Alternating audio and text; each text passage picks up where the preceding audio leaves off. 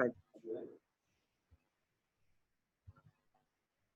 अच्छा, हमारे पास जो आज का टॉपिक है वो है फैब्रिकेटेड एंड ट्रू वाउंड्स। उन दोनों में कंपैरिजन करने के लिए हमारा जो टॉपिक है कंपैरेटिव स्टडी है।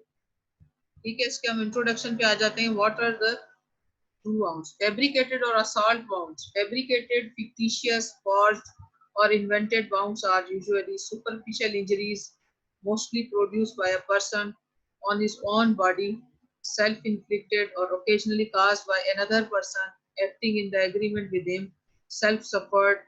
Assault means a physical attack by another person. ठीक है, these wounds are caused to book anyone in false case or to secure from any guilt. यानी या तो ये ऐसा हो सकता है कि कोई शख्स किसी और के ऊपर इल्जाम लगाने के लिए खुद को असॉल्ट करके और फिर जाके एफआईआर लॉन्च कराता है कि इस फला बंदे ने मुझे मारा है। ठीक है, सेल्फ इन्फ्लिक्टेड जिसे हम इंजरीज कहते हैं। या फिर उसके अंदर एक और ये चीज हो सकती है कि अगर उसने कोई कहीं पर कोई जैसे अक्सर डेकॉइटी के केसेस में ये देखा जाता है कि जो वहाँ पर मौजूद चौकीदार वगैरह लोग होते हैं या सिक्योरिटी गार्ड्स होते हैं, वो क्या करते हैं कि जनाब वो मिले हुए होते हैं, उनको पूरा फुल एक्सेस देते हैं, फिर खुद को सिक्योर करने के लिए कि ताकि ऐसा ना हो कि इल्जाम इन पर आ जाए, अपने आप को बचाने के लिए फिर वो खुद को ही सेल्फ इन्फ्लिक्टिंग इंजरीज जो है वो काज कर लेते हैं। या ऐसा होता है, या फिर ये दो पोजीशंस होती हैं जब कभी भी फैब्रिकेटेड बाउंस काज की जाती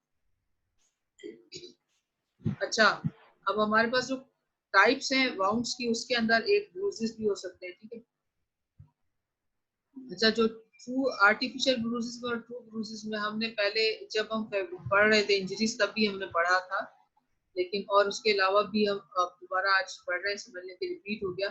इसमें सिचुएशन ये होती है कि ज्यादातर जो ब्रूजेस के निशान हैं वो एक आर्का होता है, एक आर्का ब्लाड का जूस कहलाता है। ये एक जड़ी बूटी है, उसको लगाने से वहां पर एक काला सा निशान बन जाता है और फिर हल्का सा बिल्कुल सुपरफिशियल एक जख्म होता है, तो उसका इस्तेमाल किया जाता है काज करने के लिए। और अगर फिजिकल वायलेंस होगा तो वो किसी भी जगह पर हो सकता है, और फिजिकल वायलेंस डेप्थ तक होता है और उसकी कोई खास शेप वगैरह नहीं होती। अच्छा, सिचुएशन ये है कि जो शेप है इसकी एक्सेसिबल एरियाज के ऊपर ये होगा। ठीक है, और अगर ट्रू ब्रूज है तो ये कहीं पर भी anywhere it will be found. और मार्जिन्स जो होते हैं, अब क्योंकि वो आर्का का जूस वगैरह लगाया जाता है तो वो जो है वो इरेगुलर बाउंड होगा, और या फिर बिल्कुल रेगुलर और वेल डिफाइंड होगा। स्मॉल वेसल्स जो उसमें रप्चर होती हैं उसके ऊपर, क्योंकि वो काज जो करता है वहां पर इरिटेशन काज करता है, फिर वहां पर जो है वो काला सा निशान पड़ जाता है। अच्छा, जो ट्रू ब्रूज होता है वो ज्यादातर राउंड शेप में होता है, उसमें जो अंदर तक कैपिलरीज होती है वो दूर दूर तक रप्चर हो जाती है, तो वो अंदर से गहरा होता है और थोड़ा सा फैला हुआ हो सकता है।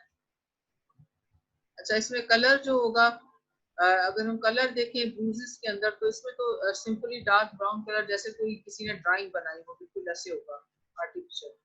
और ट्रू ब्रूजेस में क्या होगा कि इसमें टिपिकल चेंजेस होंगी, कहीं येलो होगा, कहीं रेड होगा, कहीं पिंकिश होगा, कहीं पर जो है वो ब्लैक और ब्राउन भी हो सकता है।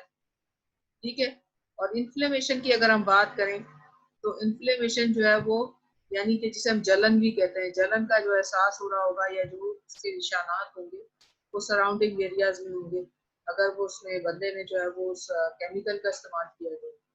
और अगर जो है वो ट्रू ब्रूज होगा तो सिर्फ जहां पर चोट लगी होगी वहां पर इन्फ्लेमेशन होगी, स्वेलिंग होगी, और जो है वो इर्द गिर्द के एरिया में नहीं होगी, क्योंकि वो अगर आर्का या ब्लाटका का जूस यूज होगा तो ज्यादा दूर तक अगर वो बहकर चला जाता है तो वो ऊपर से एलर्जी काज हो जाती है, तो उसमें स्वेलिंग और इन्फ्लेमेशन, जलन का एहसास थोड़ी दूर तक भी हो सकता है।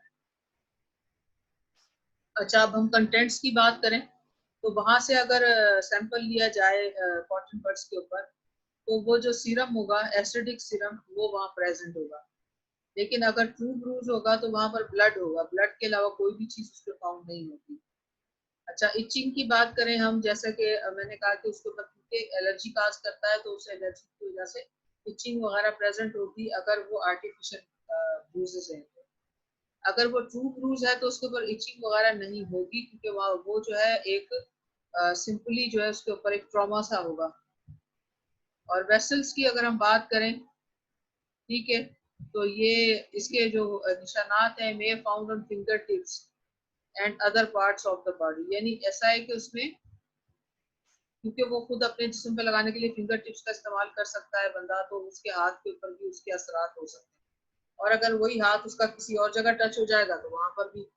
लेकिन ऐसी कोई सिचुएशन जो होगी वो ब्रूज में नहीं होगी, सिर्फ वही जख्म होगा जहां पर वो जो है इन्फ्लिक्टेड होगा बस। अच्छा, difference between suicidal and homicidal cut throat, अगर हम कट थ्रोट की तरफ चले जाएं तो वो भी एक वाउंड है, तो उसमें भी फीचर्स में फर्क है। सही है। नंबर वन, हम अगर सिचुएशन की बात करें तो सिचुएशन ऐसी होगी उसमें कि जो है लेफ्ट साइड से स्टार्ट होके और पासिंग फ्रॉम फ्रंट, और ये खत्म होगा राइट साइड पे, राइट हैंड वाली साइड। अच्छा, जो होमिसिडल होगा वो इस तरह नहीं होगा, वो बिल्कुल सिंपल और एक सीधा सा कट होगा, और उसके अंदर जो है वो अपवर्ड या डाउनवर्ड इस तरह की कोई डायरेक्शन नहीं होगी। अगर लेवल की हम बात करें तो लेवल जो है वो ज्यादातर सुसीडल केसेस के अंदर थायराइड के ऊपर वाले हिस्से के ऊपर कट होता है। ठीक है। और अगर होमोसिडल की बात की जाए तो वो ज्यादातर या तो मिडिल में होता है, बिलो होता है, ऊपर भी हो सकता है, ऑन भी, लेकिन वो सीधा कट होगा, बिल्कुल सिंपल स्ट्रेट होगा बिल्कुल। उसकी डायरेक्शंस अगर हम देखें तो अपवर्ड से डाउनवर्ड, लेफ्ट टू राइट, यानी लेफ्ट साइड से अपवर्ड होगा और राइट साइड से वो डाउनवर्ड होगा, इस तरह से उसकी डायरेक्शन होगी। और जबकि होमिसिडल केस के अंदर क्या होगा, ट्रांसवर्सल होगी और बिलो अपवर्ड नहीं होगी, इस तरह नहीं होगी, ट्रांसवर्सल सीधी की सीधी होगी। अच्छा, अगर उसके हम एंड्स की बात करें या एजेस की बात करें तो हेजिटेशन मार्क्स सुसिडल केस में बहुत ज्यादा होते हैं, क्योंकि अपने हाथों से अपने आप को इन्फ्लिक्ट करना वाउंड बहुत मुश्किल काम है, तो हेजिटेशन मार्क्स हो सकते हैं, बहुत ज्यादा मार्क्स होते हैं हेजिटेशन, और वो रैग्ड होते हैं। लेकिन होमोसिडल केस में हेजिटेशन मार्क्स नहीं होते, शार्प और क्लीन कट होता है, बिल्कुल एक होता है ज्यादातर। अच्छा, हेजिटेशन कट्स की जो है ना, ये मल्टीपल हेड्स के साथ हो सकते हैं, यानी कि जैसा कि आप देखें कि सिंपल हल्के फुल्के बहुत सारे कट लगे हुए हो सकते हैं उसी जगह पर, और ये सेम सिचुएशन जो है होमिसिडल केस में नहीं होगी। अगर हम सीवियरिटी बात करें, भले ही बंदे की डेथ हो जाए लेकिन वो जो है लेस सीवियर होगा, और उसके अंदर जो होगी एक ही सिर्फ जो आर्ट ऊपर वाली जो एक मेन वेन है वो कट हो जाती है, लेकिन कैरोटिड आर्टरी वगैरह और इंटरनल जो है वो कट नहीं हो पाता, बिल्कुल डेप्थ तक नहीं होगा वो कभी भी। लेकिन जो होमोसिडल केस होगा उसके अंदर क्या होगा कि ये बहुत सीवियर कट होगा और डेप्थ में होगा ये। अच्छा, टेलिंग की अगर बात की जाए, जैसे टेलिंग कहा जाता है कि पतला सा गहराई से होता हुआ फिर एक लंबा सा कट हो जाना, टेलिंग जो है वो सुसिडल केस में होगी, और जबकि होमोसिडल केस में ये नहीं होगी। वेसल्स की बात करें तो कैरोटिड आर्टरी जो है वो इंजर्ड नहीं होगी, सिर्फ जो जगलर वेन होगी वो कट हो पाएगी ऊपर वाली। जबकि होमोसिडल केस में क्या होगा कि जगलर वेन और कैरोटिड आर्टरी दोनों ही कट हो जाएंगे।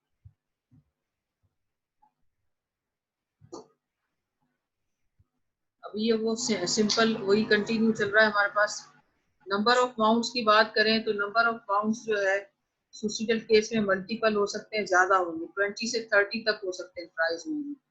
उसमें होमोसिडल में जो है कोई मल्टीपल जो है वो डेप्थ में या मल्टीपल जो है वो कट्स नहीं होंगे। ठीक है, डीप लेवल के ऊपर एक सिंपल और एक साफ सुथरा एक ही कट होगा। ठीक है, अगर हम डिफेंस बाउंड की बात करें तो डिफेंस बाउंड जो है वो सुसिडल केस में नहीं होंगे, होमोसिडल केस में होंगे। बाउंड ऑफ अदर पार्ट्स, जिस्म के दूसरे हिस्सों पे अगर हम बात करें किस किस्म के कट्स की, तो वहां पर इंसाइज बाउंड हो सकते हैं, may be on wrist, thigh. और इसमें क्या होता है कि इंसान कभी कभी क्या करता है, अपनी रिस्ट काटने की कोशिश करता है, फिर कभी अपने थाई पे जख्म लगाता है। जब इंसान खुद को खत्म करना चाहता है या सुसाइड करने का उसका इरादा होता है तो वो डिफरेंट कट्स लगा सकता है। ठीक है, और यही सेम सिचुएशन जो है उसमें नहीं होगी, जबकि डिजिटल केस में। वेपन्स की बात करें तो वेपन जो है एट साइड प्रेजेंट होगा, साथ के साथ वो हाथ के अंदर जो है वो फिक्स्ड हुआ भी हो सकता है। जो हमारी जो हमने पढ़ा था कि कैडावेरिक स्पेसिम के अंदर जो भी वेपन होता है वो हाथ के अंदर ही जकड़ा हुआ होता है ज्यादातर, अगर सुसाइडल केस होगा तो। लेकिन होमोसिडल केस में वहां पर वेपन प्रेजेंट नहीं होगा, कैडावरिक स्पेज़म की अगर हम बात करें तो वेपन में ग्रेस्प वेपन आप हाथ में, मैंने जैसे आपको बताया वो ग्रेस्प हो सकता है, सुआ हुआ हो सकता है और एट साइड प्रेजेंट होगा। अच्छा, इसमें जो है वो वेपन सॉरी कैडावरिक स्पेज़म जो है वो एब्सेंट होगा और क्या होगा, फ्रेगमेंट्स ऑफ क्लॉथ और हेयर हो सकती है, यानी ज्यादातर हाथ पे जो बाल वगैरह हैं वो जैसे रोंगटे खड़े हो जाना जिसे हम कहते हैं वो हो सकती है ज्यादा। ब्लड स्टेन्स की बात करें तो इसमें इन फ्रंट होंगे बॉडी और क्लॉथ्स के ऊपर, और अगर जो होमोस्टेल केस है तो वो स्लीपिंग कंडीशन में होगा ज्यादातर कट, और उससे पूरे जिस्म पे उसके कोई मतलब सब जहाँ पर सराउंडिंग में सब जगह पर ब्लड हो सकता है, पीछे की तरफ भी बह कर जा सकता है।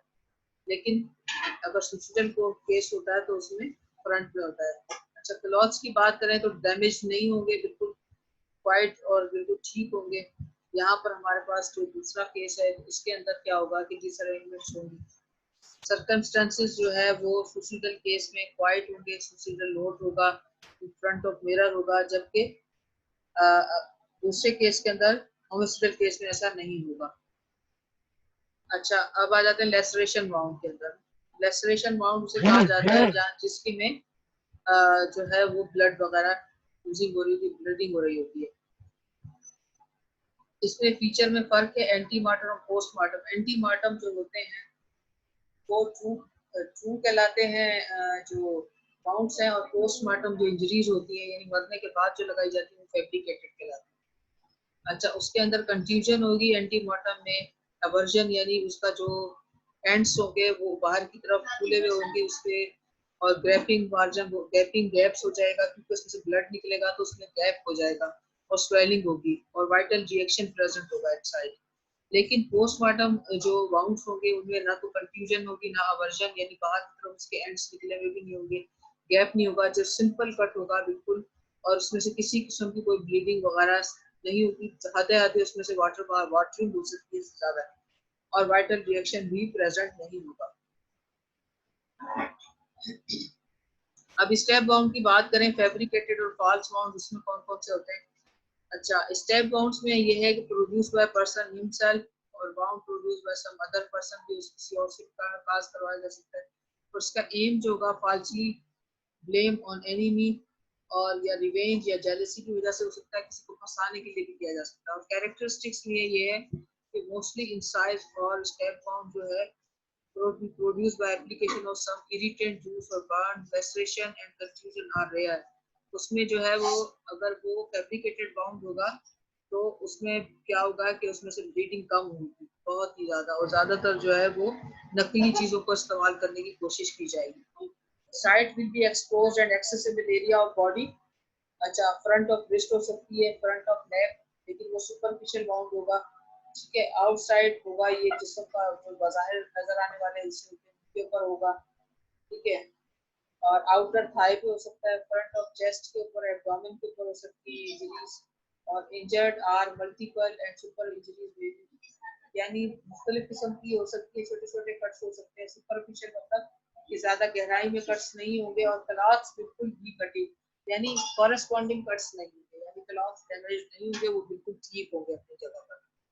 इस तरह से जो है वो जो सिचुएशन होगी वो बिल्कुल क्लियर हो जाएगी कि जो बाउंड कास्ट किया गया है स्टेप बाउंड, ये बिल्कुल स्टेप बाउंड हम किसे कहते हैं, जिसका एंड जो है डेप्थ में ज्यादा होता है, ऊपर से उसका एंड जो कि किसी भी शार्प कटिंग वेपन लाइक कैंची, लाइक छुरी, नाइफ हो सकती है, सीजर हो सकती है।